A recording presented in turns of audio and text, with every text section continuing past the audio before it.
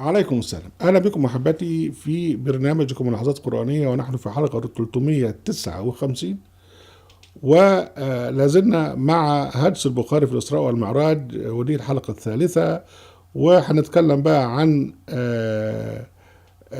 يعني خرافة ما جاء في نفس الرواية اللي احنا يعني نقدناها قبل كده شوية منها في الحلقة السابقة عن موضوع شق الصدر. احنا هنستكمل الرواية دي وهنتكلم فيها عن موضوع مهم قوي، اللي هو أنهار اللي موجودة في السماوات ولقاء النبي بالأنبياء في السماء.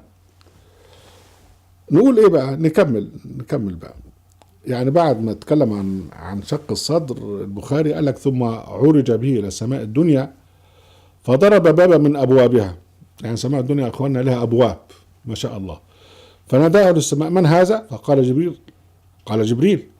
قالوا: ومن معك؟ قال: معي محمد. قالوا: وقد بعث اليه؟ قال: نعم.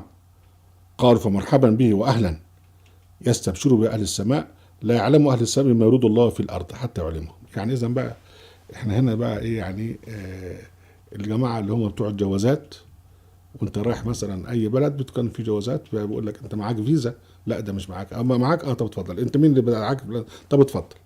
ده برضو نفس التصور اللي اخترعوا الجماعه الرواه واللي سجلوا البخاري، ان هو راح اول خبط على باب من ابواب السماء الدنيا، فقالوا: انت مين؟ معاك فلان. معاه فيزا؟ طب اتفضل اتفضل. ف مشي بقى وطلع، دخل في السماء الدنيا. مين قابل واحد مين في السماء الدنيا؟ قابل ادم. اقول لك ايه؟ فوجد في السماء الدنيا ادم، فقال جبريل: هذا ابوك ادم. اعرفه، اتفضل، ده ابوك ادم. فسلم عليه ورد عليه ادم فقال: مرحبا واهلا يا ابني، نعم الابن انت. يا سلام. وبعدين بعد كده مباشره بص لقي نهرين في السماء الدنيا يا اخوان. فإذا في السماء الدنيا بنهرين يضطردان، فقال: ما هذان النهران يا جبريل؟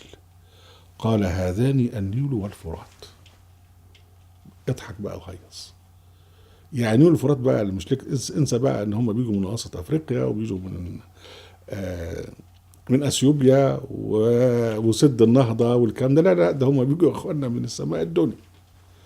ده بقى الايه؟ الدين السني. الدين السني المليان خرافات. قال: ما هذان النهران يا جبريل؟ قال: هذان النيل والفرات عنصرهما، يعني ده بقى المادة بتاعتهم. ثم مضى به في السماء فإذا هو بنهر آخر عليه قصر من اللؤلؤ وزبرجد، فضرب يدي فقال: هذا، فإذا هو مسك أزفر. أزفر يعني من الزفارة، ما أعرفش. فقال: ما هذا يا جبريل؟ قال: هذا الكوثر الذي خبأ لك ربه. يعني ربنا عمل له نهر في السماء الدنيا وسماه الكوثر ومخبيه له. طبعا ده الجهل بتاع الرواه، ان هم يعني قوله سبحانه وتعالى: ان اعطيناك الكوثر، فقال لك بكوثر ده نهر، ونهر موجود في السماء الدنيا، واللي يشرب منه مش عارف يحصل له ايه، مش يجي له امساك، لا ده يحصل له حاجات يعني بعد عنكم. ان اعطاك الكوثر، الكوثر اللي هو القران، فصل لربك وانحر ان شانئك هو الابتر. شانئك اللي هو الذي يعاديك. كانوا يعادون النبي لماذا؟ بسبب القرآن. إذا هو الكوثر هو القرآن. لكن هتقولي بقى في جهل الرواة وجهل من ينقل عنهم هو الأستاذ البخاري.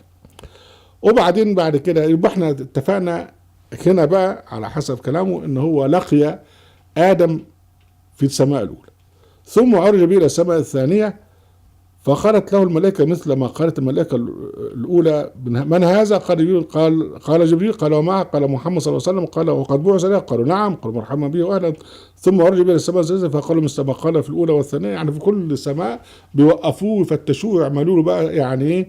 ترقب وصول، ويتنج ليست، زي ما كانوا بيعملوا معايا وأنا في مصر. كل شوية أرجع من أي سفرة خارجية وقفوني واسألوني إلى آخر. استغفر الله العظيم. ثم مر به السماء الرابعة فقالوا من ذلك. ثم مر به الى السماء الخامسة فقالوا له مثل ذلك. ثم مر به الى السماء السادسة فقالوا مثل ذلك. ثم مر به الى السماء السابعة فقالوا له مثل ذلك. كل سماء، بيقول لك بقى، كل سماء فيها انبياء قد سماهم فوعيت منهم إدريس في الثانية، وهارون في الرابعة، وآخر في الخامسة، آخر مش عارف هو مين لم أحفظ اسمه، وإبراهيم في السادسة، وموسى في السابعة، بتفصيل كلام الله تعالى. المهم بقى أنا عايزكم تحفظوا الكلام ده كويس قوي، عشان خاطر احنا هنيجي روايات تانية فيها لخبطة كتيرة جدا. يعني هو بقول لك آدم في الأولى، بعد كده في التانية معرفش إيه يعني في الثانية إدريس، في هارون في الرابعة، آخر في الخامسة، إبراهيم في السادسة، موسى في السابعة. المهم طبعا هنلاقي روايات تانية فيما بعد مختلفة في هذا. لكن الكلمة هنا بقول لك قال موسى ربي لم أظن أن ترفع علي أحدا. يعني بقى موسى لما شاف محمد في السماء السابعة وطلع بقى بعدين، فقال لك يعني زعل قوي وقال لك ربي لم أظن أن ترفع علي أحدا. طبعا ده كله كلام هجص في هجص في هجص، وأحسن أستطرد الحديث في هذا الهجص في الحلقة التالية. أهلا بكم أحبتي في قناة أهل القرآن وفي موقع أهل القرآن. لا تنسوا المشاركة بشير ولايك، وعليكم السلام.